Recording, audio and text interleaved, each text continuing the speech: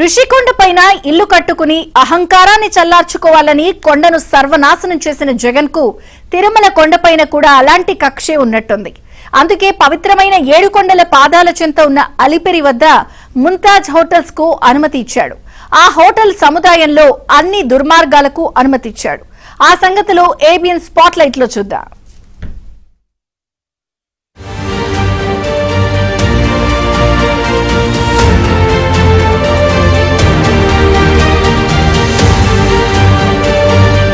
పవిత్రమైన తిరుమల లడ్డూలో వాడే నెయ్యిలో పంది కొవ్వు, పశువుల కొవ్వు, చేప నూనె వంటివి కల్తీ అయిందని తెలిసి ప్రపంచం మొత్తంగా శ్రీవారి భక్తులు తీవ్రంగా మనోవేదనకు గురయ్యారు. అయినా జగన్ కు మాత్రం చీమ కుట్టినట్టు లేదు. అబద్దాలతో కప్పిపుచ్చాలని చూశాడు. ప్రభుత్వం సిట్ వేసింది. సుప్రీంకోర్టు ఉత్తర్వులతో సిబిఐ, రాష్ట్ర ప్రభుత్వం సంయుక్తంగా ఈ కేసును దర్యాప్తు చేయబోతున్నాయి. దర్యాప్తులో తెలియబోయే నిజాలు జగన్ పై తప్పకుండా అసహ్యాన్ని తెప్పిస్తాయనటంలో సందేహం లేదు. తిరుమల లడ్డూల్లో వాడే నెయ్యి కల్తీ కంటే దారుణమైన మరో చర్యను జగన్ చాకచక్యంగా చేసేశాడు. ఆయన ఇచ్చిన ఉత్తర్వులను చూస్తే తిరుమల పవిత్రతను మంట కలపటానికి జగన్ ఎంతగా బరితెగించి కక్ష కట్టి వ్యవహరించాడో సామాన్యుడికి కూడా అర్థమవుతుంది.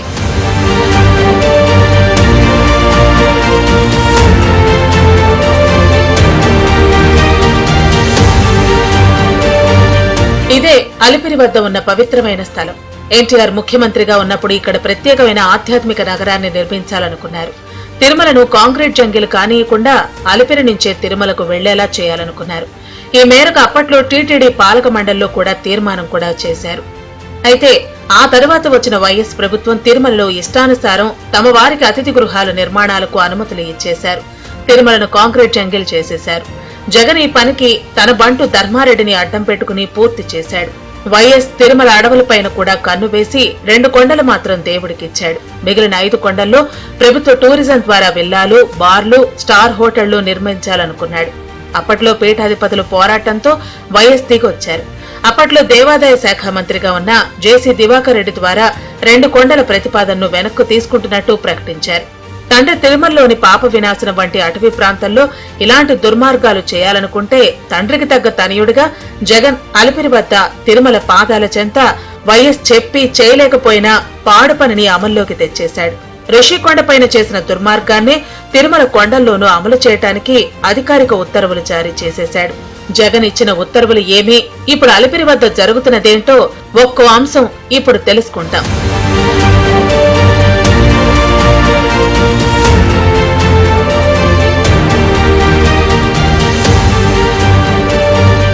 (24-11-2021) జీవో ఎంఎస్ 24ను జగన్ విడుదల చేశాడు. సరిగ్గా 3 సంవత్సరాల క్రితం ఇదే నవంబర్ నెలలో కార్తీక మాసంలో జీవోని ఇచ్చాడు.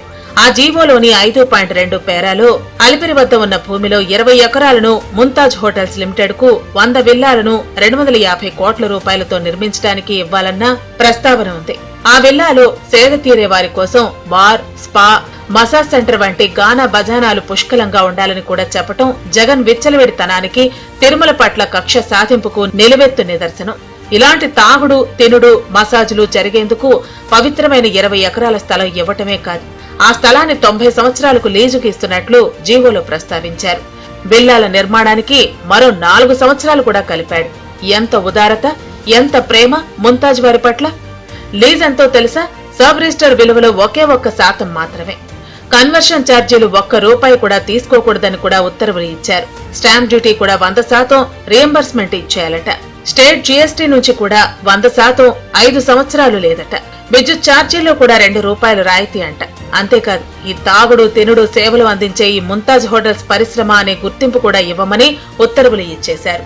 అదేం పరిశ్రమ? జగన్ మార్క్ అంటే అదే. మరి పెద్ద జోక్ ఏంటంటే 100 ఇంట్లు కట్టి దీని ద్వారా 1500 మందికి ఉద్యోగాలు వస్తాయని జీవోలో పేర్కొనటం. అంటే ఒక్కో ఇంటికి 15 మంది. ఏం పని చేయాలి? ఎవరు ఆ 1500 మంది?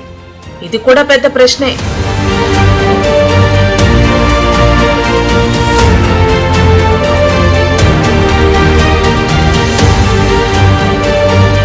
ముంతాజ్ హోటల్స్ కు కేటాయించిన స్థలంపై ఇటీవల సోషల్ మీడియాలో తీవ్ర చర్చ జరుగుతోంది.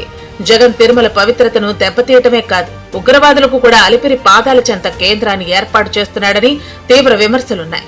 గతంలో ఇదే అలిపిరి వద్ద చంద్రబాబుపై క్లైమోర్ మైన్ దాడి జరిగిన విషయం తెలిసిందే. తిరుమల భద్రతపై అందరూ కలవరంగా ఉంటే జగన్ మాత్రం ముంతాజ్ హోటల్స్ కు అలిపిరి వద్ద, అది తిరుమలకు వెళ్లే ఘాట్ రోడ్డుకు కూతవేటు దూరంలో అనుమతులు ఇచ్చేశాడు. జగన్ ఎక్కడైతే అనుమతులు ఇచ్చాడో అక్కడ తిరుమల శ్రీవారి శిరస్సు సహజ సిద్ధంగా కనిపిస్తుంది. అలాంటి చోట జగన్ ఇంత దుర్మార్గానికి పాల్పడటం ఇప్పుడు అందరినీ కలిచివేస్తోంది. టీటీడీ పాలక మండలి కూడా అక్కడ ముంతాజ్ హోటల్స్ నిర్మాణం జరగకుండా అడ్డుకోవాలని తీర్మానం చేసి ప్రభుత్వానికి పంపాలని నిర్ణయం తీసుకుంది.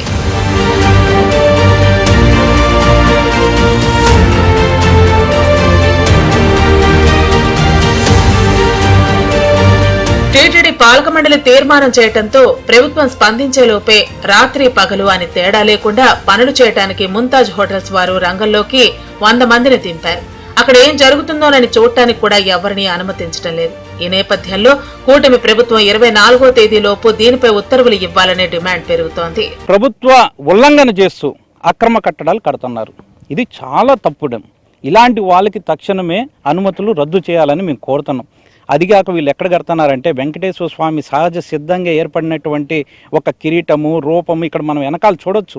దాని కింద భాగంలోనే ఆ పాదాల చెంతనే ఈ ముంతాజ్ 5 స్టార్ హోటల్ వాళ్ళు ఇక్కడ స్పా సెంటర్లు, స్విమ్మింగ్ పూల్స్, బార్ అండ్ రెస్టారెంట్లు, లాంగ్లు, ఏవేవో రకరకాల విదేశీ సంస్కృతికి సంబంధించినటువంటి కల్చర్ను మేము ఇక్కడ తీసుకుని వచ్చి ఈ ఒక్క క్షేత్రాన్ని మేము పాడు చేస్తామని చెప్పి అంటున్నారు.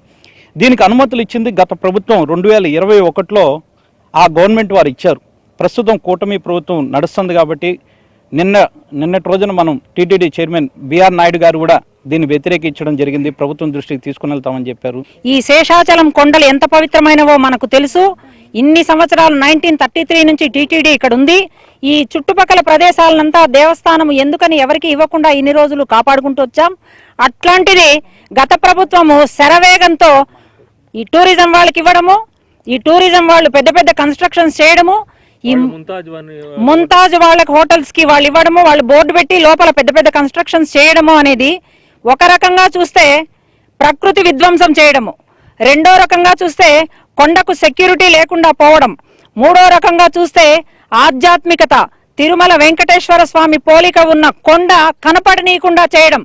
ఈ రకంగా 3 రకాలుగా గత ప్రభుత్వము విధ్వంసానికి నాంది పలికింది. 3 సంవత్సరాల క్రితం హోటల్స్ నిర్మాణానికి జగన్ గ్రీన్ సిగ్నల్ ఇచ్చారు. ఇప్పుడు ఇదే 24వ తేదీన దాన్ని ఆపు చేయించి జగన్ కు రిటర్న్ గిఫ్ట్ ఇవ్వాలని హిందూ సంస్థలు కోరుతున్నాయి.